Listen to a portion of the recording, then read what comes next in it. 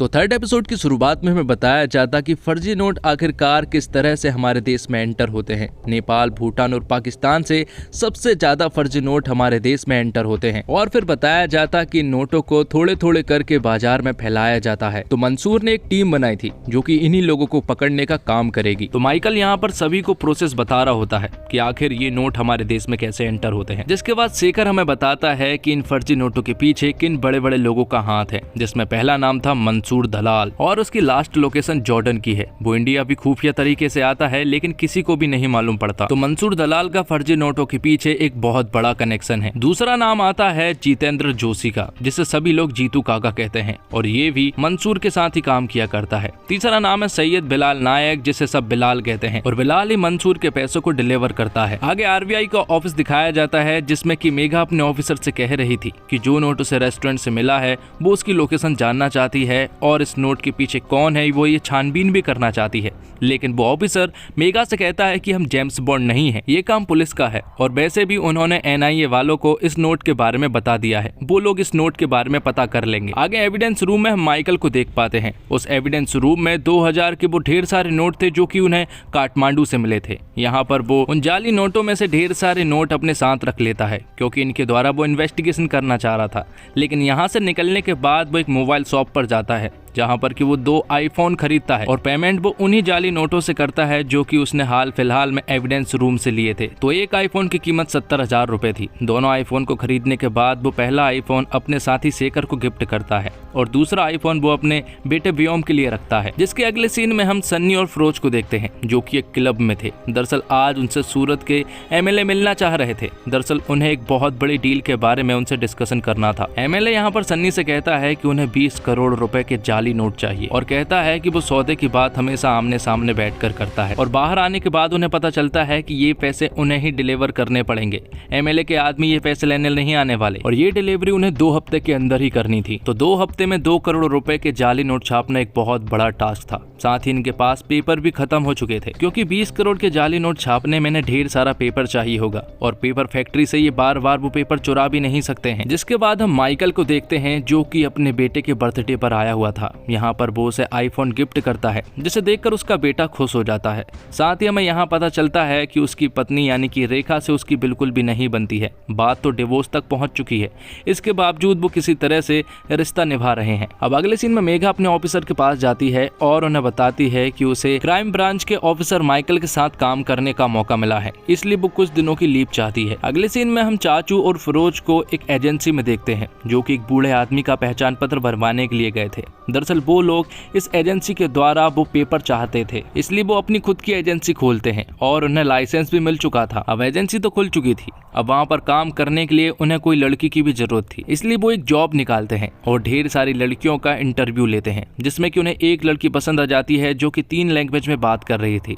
इसलिए उसकी जॉब पक्की हो जाती है। आगे हम मेघा को देखते हैं जो कि माइकल सर के पास आई हुई थी और उन्हें बताती है कि वो आरबीआई में काम करती है और जाली नोट पकड़ने में एक्सपर्ट है और साथ ही वो उन्हें बताती है कि उसने एक ऐसी चिप भी बनाई है जिससे कि जाली नोटों को पकड़ा जा सकता है। यहाँ पर उसे एक नोट दिया जाता है और उससे कहा जाता है कि इस नोट की पहचान करो कि ये असली है या फिर नकली। तो वो अपने मोबाइल का एक ऐप निकालती है और उस नोट को स्कैन करने के बाद बताती है कि ये नोट नकली है। मेघा उनसे कहती है कि उन्हें मेरी जरूरत जरूर पड़ेगी, इसलिए माइकल उसे जॉब पर रख लेता है। अब अगले सीन में हम फिरोज और अनीस को एक टेलीफोन डायरेक्टरी के ऑफिस में देखते हैं। दरअसल वो यहाँ से ढेर सारी टेलीफोन डायरेक्टरी खरीदना चाहते थे और 50% के भाव से वो यहाँ की टेलीफोन डायरेक्टरी खरीद लेते हैं। अब अगले दिन मेघा माइकल सर के पास आती है और उनसे कहती है कि कुछ दिन पहले वो एक रेस्टोरेंट में गई थी जहाँ उसे 500 का एक जाली नोट मिला है और वो चाहती है कि जिसने ये नोट बनाया हम उसे ढूंढे। शहर में 100 से ज्यादा प्रिंटिंग प्रेस है लेकिन उस रेस्टोरेंट के आसपास सिर्फ 11 ही ऐसे प्रिंटिंग प्रेस है जहाँ पर कि ये नोट छपे जा सकते हैं और अगर हमने वो 11 प्रिंटिंग प्रेस चेक कर लिए तो यकीनन वो आदमी हमें मिल जाएगा जिसने ये नोट बनाया है। लेकिन यहाँ पर माइकल सर मेघा से कहते हैं कि फिलहाल ये जरूरी नहीं है, वो तो आराम से पकड़ा जाएगा, अभी फिलहाल सिर्फ हमें मंसूर पर फोकस करना है। इतना बोलकर माइकल और शेखर यहाँ से चले जाते हैं। लेकिन मेघा को उन 11 प्रिंटिंग प्रेस की इन्वेस्टिगेशन करनी थी, तब वो माइकल के बिना परमिशन के एक परमिशन लेटर पर उनकी सील ले लेती है और जाकर पुलिस वालों को बता देती है, जिससे कि वो उसके साथ कोऑपरेट करना शुरू कर देते हैं। और धीरे धीरे करके वो शहर के उन सारे प्रिंटिंग प्रेस को चेक करने लगते हैं जहाँ पर की अखबार छपे जा सकते हैं। और रास्ते में उन्हें क्रांति पत्रिका नाम का प्रिंटिंग प्रेस दिखता है, इसलिए वो उस जगह पर जाने लगते हैं। यहाँ दूसरी तरफ सन्नी और फिरोज बिना टेंशन के पैसों को छाप रहे थे, लेकिन थोड़ी ही देर के बाद चाचू को मालूम पड़ता है कि उनके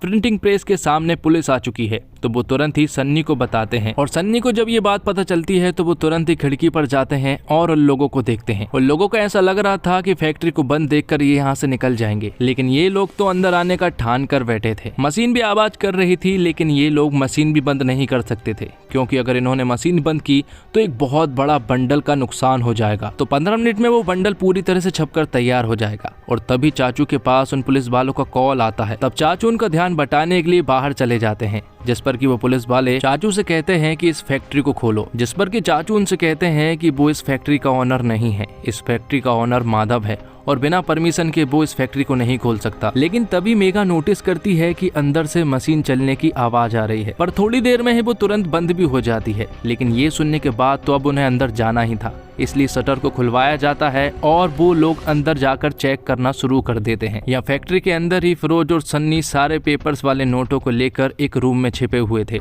लेकिन मेघा यहाँ पर कुछ कटिंग के टुकड़े देखती है, साथ ही वहीं पर एक बॉक्स भी था जिसमें कि वो सारे खराब नोट पड़े हुए थे। और मेघा उस बॉक्स के धीरे धीरे नजदीक भी जा रही थी। साथ ही हम मेघा के पीछे ही सन्नी को देख पाते हैं, जिसके हाथ में एक स्पैनर था और वो बस मेघा को मारने ही वाला था। लेकिन तभी यहाँ पर मेघा के पास माइकल सर का कॉल आ जाता है और उन्हें ये बात मालूम चल चुकी थी कि उसने परमिशन लेटर पर उनका सील लिया है। और यहाँ उस पुलिस ऑफिसर के पास भी एसीपी सर का कॉल आ जाता है और वो तुरंत ही यहाँ से निकल जाने को कहते हैं।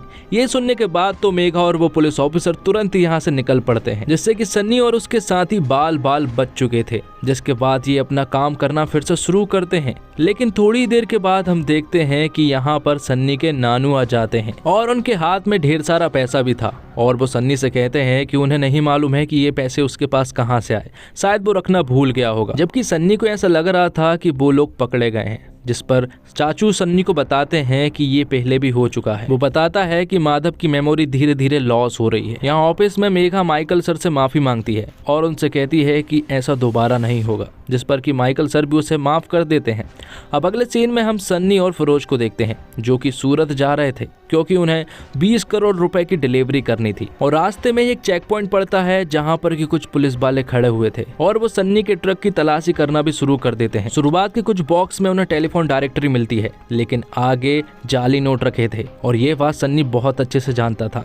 इसलिए वो एक पैर को पीछे मारता है और वहां से कुछ शराब की बोतल निकल आती है, जिससे कि उन पुलिस वालों को ये लगता है कि ये लोग इन्हीं शराब की बोतलों को बिना परमिशन के दूसरी तरफ ले जा रहे हैं। जिसके बाद वो इनसे डील करते हैं और 30,000 में वो डील फाइनल भी कर लेते हैं। तब सन्नी ने इन पैसों की सूरत में सही सलामत डिलीवरी कर दी थी। तो इस काम को करने के बाद सन्नी और फिरोज काफी खुश थे और वापस लौटते वक्त वो एक क्लब में पार्टी भी करते हैं। लेकिन जब वो अपने घर लौटते हैं तो यहाँ पर हम नानू को देखते हैं, जिन्हें कि उनके काम के बारे में सब कुछ पता चल गया था। वो यहाँ पर सन्नी और फिरोज को बहुत बुरा सुनाते हैं और आखिर में सन्नी और फिरोज को अपने घर से बाहर भी निकाल देते हैं। और इसी के साथ एपिसोड 3 यहीं पर खत्म होता है। तो 4th एपिसोड की शुरुआत में हम देखते हैं कि वित्त मंत्रालय द्वारा एक ऐसी मशीन लॉन्च होती है जिसके द्वारा जाली नोटों के बारे में पता लगाया जा सकता है। और ये मशीन दरअसल में मेघा ने ही बनाई थी और इस मशीन का नाम रखा जाता है धनरक्षक। जिसके बाद हम माइकल को देख पाते हैं, जो कि अपनी पत्नी रेखा के घर पर था। दरअसल आज वो उसके बेटे व्योम को घुमाने के लिए अपने साथ ले जाने वाला था। जब वो रास्ते में होता है तो वो उससे कहता है कि आज वो उसे पाव भाजी खिलाएगा। और रास्ते में जब वो उसे पाव भाजी खिलाता है तो उसके बेटे व्योम का पेट खराब हो जाता है, इसलिए वो उसे तुरंत ही अपने घर ले आता है और वो उससे कहता है कि मम्मी को वो कुछ भी ना बताए। इसलिए वो व्योम को तुरंत ही घर छोड़कर यहाँ से भाग जाता है। यहाँ सन्नी अपनी पुरानी लाइफ में वापस आ चुका था और फिर से 15 मिनट में पोर्ट्रेट पेंटिंग बनाने वाला काम चालू कर दिया था। यहाँ पर वो 6,000 वाली पेंटिंग को 2,000 में भी बेचता है। हालांकि उस पेंटिंग की कीमत 2,000 से भी कम थी, लेकिन ये बात सिर्फ सन्नी ही जानता है। जिसके बाद हम चाचू और सन्नी को बात करते हुए देख पाते हैं। सन्नी यहाँ पर चाचू को बताता है कि उसने नानू के साथ जो किया वो बहुत बुरा किया, लेकिन जो काम उसने किया उसके लिए उसे 1% भी गिल्ट नहीं है। अब जब चाचू अपने घर जाते हैं तो वो देखते हैं कि नानू यहाँ पर नहीं है। वो फैक्ट्री में भी चेक करते हैं और लोग से पूछते भी हैं कि आखिर नानू कहाँ पर है, लेकिन नानू कहीं पर भी दिखाई नहीं दे रहे थे। इसलिए वो तुरंत ही सन्नी के पास कॉल करते हैं और वो लोग भी ढूंढना शुरू कर देते हैं, लेकिन नानू कहीं भी नहीं थे। और दूसरी तरफ हम माइकल को देखते हैं जो कि अपनी पत्नी रेखा के फ्रेंड के पास कॉल करता है और उसे धमकाता है और उसे कहता है कि तुम्हारी वजह से ही आज मेरी बीवी मुझे डिवोर्स दे रही है। जिसके अगले सीन में हम सन्नी और फिरोज को पुलिस स्टेशन में देख पाते हैं, जहाँ पर उन्होंने कंप्लेंट तो फाइल दर्ज करा दी थी, लेकिन उन्हें एसीपी सर से मिलने नहीं दिया जा रहा था। लेकिन यहाँ पर कुछ बड़े लोग आते हैं और वो बिना परमिशन के ही अंदर घुस जाते हैं। ये देखकर सन्नी को बहुत ज्यादा गुस्सा आ जाता है और वो भी अंदर घुस जाता है, जहाँ पर वो एसीपी सर को बताने लगता है कि उसके नानू मिसिंग है और उनकी मेमोरी लॉस है, इसलिए उन्हें अभी ढूंढना होगा। लेकिन वो एसीपी सर सन्नी से ठीक ढंग से बात नहीं कर रहे थे, जिस पर कि सन्नी उनसे कहता है कि आप मेरे नानू को ढूंढकर कोई एहसान नहीं कर रहे हैं, क्योंकि ये आपकी ड्यूटी है और हमारे टैक्स देने की वजह से ही आपकी पेमेंट बनती है। यहाँ पर सन्नी उस एसीपी से और भी बुरी बुरी बातें कहता है, इसलिए वो एसीपी इन्हें लॉकअप में बंद कर देता है। अब अगले सीन में हम माइकल को देखते हैं जो कि अपनी पत्नी रेखा के मम्मी पापा के यहाँ पर गया था। वो उनसे कहता है कि रेखा मुझे डिवोर्स दे रही है।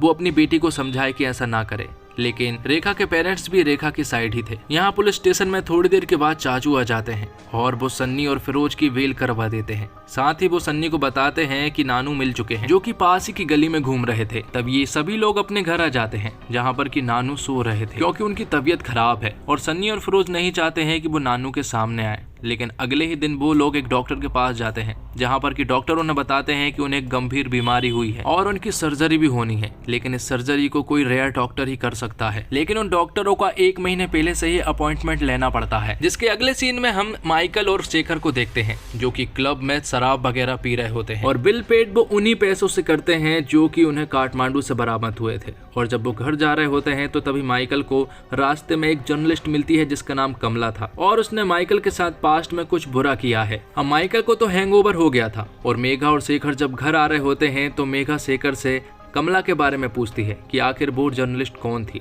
जिस पर कि शेखर उन्हें बताता है कि कमला ने माइकल सर के साथ बहुत बुरा किया है। माइकल और उसका एक दोस्त था दुबे, जिन्होंने एक एनकाउंटर किया था और कमला ने उसे मर्डर के रूप में तब्दील कर दिया था और माइकल के डिवोर्स के पीछे भी कमला का ही हाथ है। और जहाँ जहाँ माइकल को प्रमोशन मिलना था वहाँ उन्हें डिमोशन मिला और इसी के चलते उनका दोस्त दुबे ने खुद को गोली मार ली थी और उसने एक नोट पर लिखा था कि ये उसका आखिरी एनकाउंटर होगा। अब अगले दिन टीवी में न्यूज दिखाई जाती है जिसमें कि ढेर सारे जाली नोट पकड़े जा रहे थे और ये सारे जाली नोट धनरक्षक के द्वारा पकड़े जा रहे थे, क्योंकि धनरक्षक मशीन अब सभी जगह पर अवेलेबल हो चुकी थी। इसलिए अब किसी भी जाली नोट को पकड़ना बहुत ही आसान हो गया था। जिसके बाद जॉर्डन का सीन दिखाया जाता है जहां पर कि हम मंसूर को देखते हैं और उसे जब ये बात मालूम चलती है कि उनके सारे नोट अब पकड़े जा रहे हैं, क्योंकि धनरक्षक नाम की एक मशीन आ गई है जो कि उनके नोट को बेरहमी से पकड़ रहा है। जिसके बाद मंसूर का ही एक आदमी उसे एक 500 का नोट देता है और मंसूर से कहता है कि ये नोट नकली है, लेकिन ये एक ऐसा नोट है जो कि धनरक्षक मशीन में डिटेक्ट नहीं हुआ था और आसानी से निकल गया था। तब ये सुनने के बाद तो मंसूर को इस नोट और उस आदमी में इंटरेस्ट आ जाता है जिसने कि ये नोट बनाया है। तो अब रात को जब सन्नी और फिरोज सो रहे थे तो रातों रात सन्नी और फिरोज को उठा लिया जाता है। जिसके बाद सन्नी की मुलाकात होती है मंसूर से और मंसूर यहाँ पर सन्नी से पूछता है कि क्या वो 500 का नोट तुमने बनाया है, जिस पर कि सन्नी हाँ कहता है। और जिसके बाद मंसूर अपने 2000 का नोट सन्नी को देता है और उससे कहता है कि इस नोट में क्या गड़बड़ी है, जिस पर कि सन्नी उन्हें कहता है कि पेपर सॉलिड है लेकिन इसमें बहुत सारी कमियां हैं, लेकिन फाइनल टच देने के बाद ये नोट सुपर्ब हो सकता है। और साथ ही मंसूर यहाँ पर सन्नी से कहता है कि क्या वो मेरे साथ काम करेगा, लेकिन इसके लिए सन्नी पूरी तरह से मना कर देता है और वो उससे कहता है कि उसने ये काम करना बंद कर दिया है। लेकिन मंसूर यहाँ पर सन्नी को बहुत देर तक मनाता है और फिर आखिर में सन्नी को मानना ही पड़ता है। जिसके बाद उन दोनों को सही सलामत उनके घर छोड़ दिया जाता है और इसी के साथ एपिसोड 4 यहीं पर खत्म होता है। तो उम्मीद करता हूँ कि आपको ये वीडियो पसंद आई होगी। वीडियो पसंद आई हो तो वीडियो को लाइक जरूर कीजिएगा और इसी तरह के वीडियोस पाने के लिए आप हमारे चैनल को सब्सक्राइब भी कीजिएगा ताकि आगे के एपिसोड में जल्द से जल्द अपलोड कर सकूं। मिलते हैं एक और नई वीडियो के साथ, तब तक के लिए आप हमारे इस चैनल के साथ बने रहिए। धन्यवाद। जय हिंद, जय भारत, जय श्री राम।